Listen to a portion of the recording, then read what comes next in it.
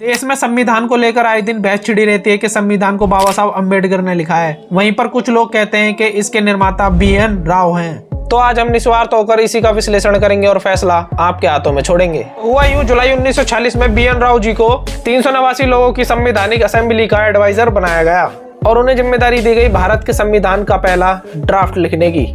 और उसके बाद BN Rao UK, Ireland, Canada और US से जाते हैं और वहां के संविधानों की बारीकियां देखते हैं और फिर उन्हीं देशों की संविधानों की तर्ज पर और संविधान के 4 मुख्य स्तंभों के साथ में भारतीय संविधान का पहला ड्राफ्ट तैयार करते हैं, जिसके अंदर 243 आर्टिकल और 13 अनुसूची रखते हैं। और BN राव म्यांमार का ड्राफ्ट तैयार करने और इंटरनेशनल कोर्ट ऑफ जस्टिस की सेवा देने के लिए विदेश चले जाते हैं। अगस्त 1947 में इस असेंबली के डॉक्टर भीमराव अंबेडकर के अंडर एक कमेटी बनाई जाती है, जिसका काम था इस ड्राफ्ट को फाइनल रूप देना।